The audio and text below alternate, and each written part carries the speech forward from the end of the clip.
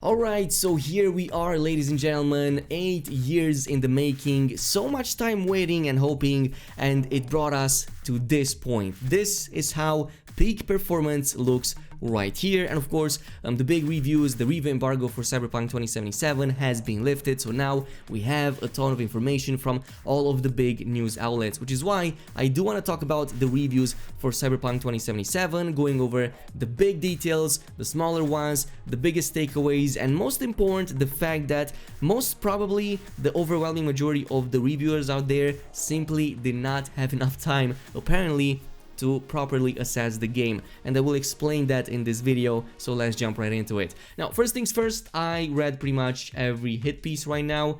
IGN, Polygon, GameSpot, VG247, I'm not sure, there's a ton of them in there that I read, but the key impression that I was left with, well, with the exception of the big bugs that were already kind of obvious from all of the leaked footage that I've been basking into in the past few days, it seems that most reviewers out there simply do not know that the main story, there's a lot more to it than the 20 or so hours that they rushed through to complete to get their reviews out the door. And I can't believe that I'm about to praise IGN for doing this, but they are literally one of the few news outlets that pointed out that if you complete the main story in just 20 hours, you're not gonna get too much out of it. You're probably gonna get like a couple of possible endings, up to 3 of them, and you will need to play at least another 50 hours of doing side missions and getting involved really deeply with the side content to access a ton more other, up to like 7 and possibly way more different endings that are absolutely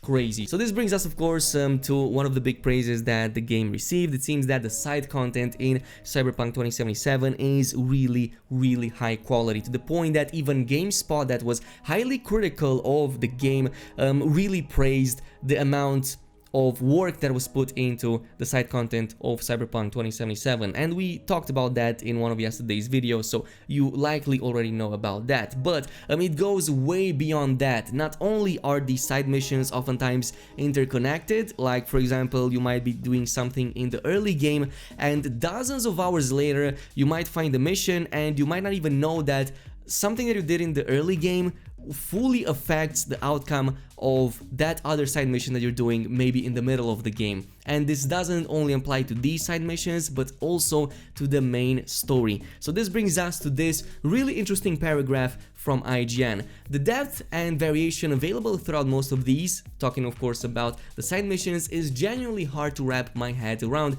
explains Tom Marks. You have to understand that in Cyberpunk 2077, just because something is a side mission doesn't mean it's not important to the story. This may come as a shock to anyone who has played CDPR's previous Witcher's games, especially The Witcher 3, but when I was mainlining the story, it only took me around 20 hours to beat, so all of those reports that it takes 11 hours to beat were kind of well useless. And of course, yes, the story length is reported already to be well shorter than Witcher 3's, but that is only if you rush it. That said, that only gave me access to 3 distinct endings, all of which were enjoyable but offered less control over the outcome than I would have expected. It was only after reloading a save from before the point of no return and spending another 20 hours playing through the side missions, falling in love with characters and leaving more of a mark on Night City that I went back to finish the story once again, only to find my options had been massively expanded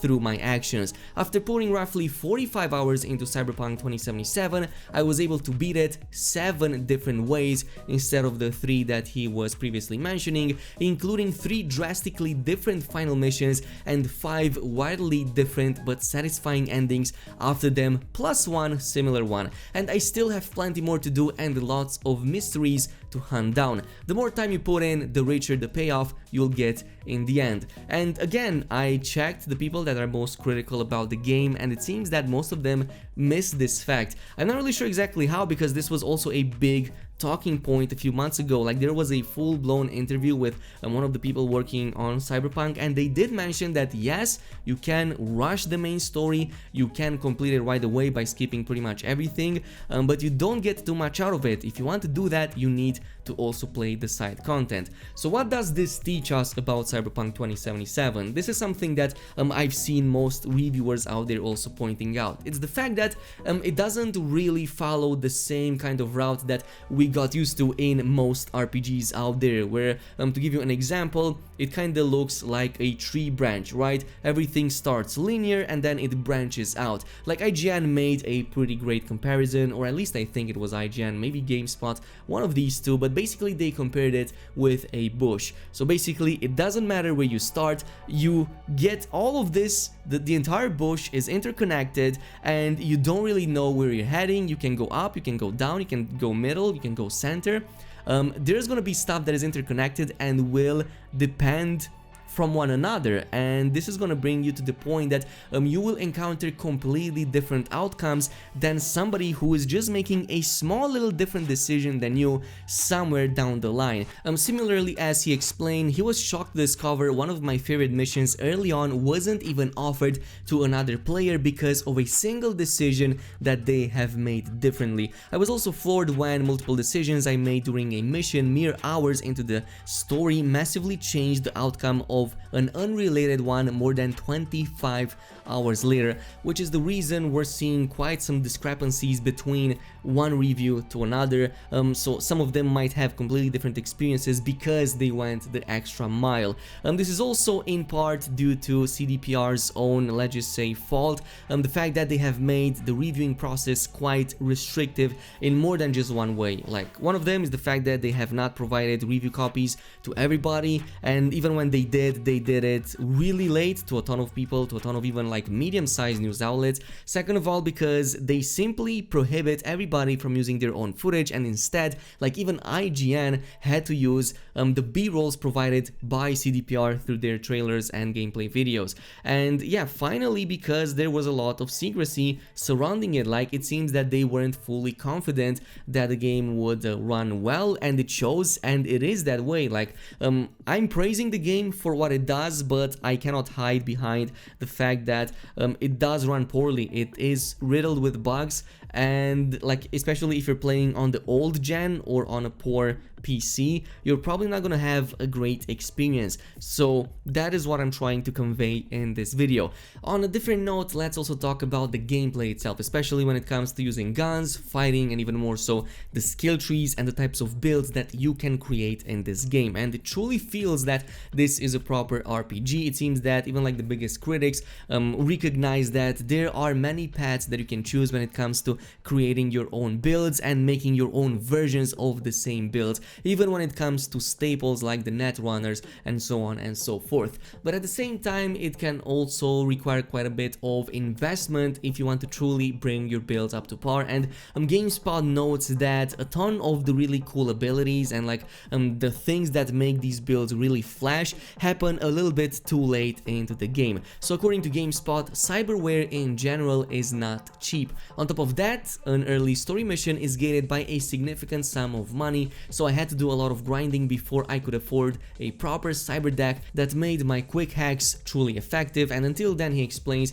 I felt like I had to use guns a lot more than I wanted to, which didn't fit with how I initially built my character. Also noted by Eurogamer, the biggest shame here so far is that so much is locked away so deep in the skill trees. The worry is that you'll get too far through the story to fully enjoy even a narrow specialized slice of what Cyberpunk offers, let alone the whole thing. Also noteworthy is the fact that most reviewers agree that the gunplay is at the very least decent, with quite a few of them enjoying it quite a bit. Of course, don't expect any Doom levels kind of gunplay, but it seems that one major complaint was the fact that at the start of the game the gunplay feels a bit weak, especially since enemies can feel quite bullet spongy according to IGN, but it only got better the deeper they went in the skill trees, so perks let you improve those problems in statistical ways, but But what really made the combat shine is when I started finding more unique weaponry and clever cybernetic augmentations that elevated things above simply pointing and shooting. Like for example using tech weapons to charge them up and shoot through walls, or investing more points to make them also charge faster and even hit harder, or for example using smart weapons that cause bullets to seek out enemies, and finally cyberware that can provide additional combat benefits like for example slow time when dodging while aiming, or double jumping, or even using the mantis blades, among many other things as noted by IGN. On a final note, let's also discuss the various side characters in Cyberpunk 2077, and it seems that again even the biggest critics can agree that they are really well made. There's especially a few characters that you get to meet really early on, like for example if you play as a nomad, Panem is of course one of the first characters that you get to encounter, and for more than just a friendship with her, of course assuming you know what you're doing. Again, it all depends on your decisions, and I've seen gameplay where this can be completely missable. And what I will say about this is a section with Judy from the GameSpot article. So Judy's story unfolds thanks to her fierce and endless desire to fight for her friends, which leads to some of the most interesting quests in the game, and some of the only ones that give you the ability to properly fight back against such a bleak, exploitative world. The final section of Judy's arc was my favorite in the entire game, and of quote, as I don't want to spoil too much out of this. But again, there's going to be a ton more details about the rest of the features that the game has. Of course, the music is going to be top notch. You have various radios, the music is absolutely amazing. Character creator is probably not going to disappoint like 95% of the people, and overall it's a great experience overall that you should definitely go ahead and play. Do you do it now or do you do it later when a bug fix comes out? Well, you can stay tuned. I will definitely cover this, and I will let you know if a day one patch will fix these issues, and if they get fully fixed. If it's only partial, I will also let you know. But again, check the sources down below. In the meantime, thank you so much for watching, and I'll see you guys next time.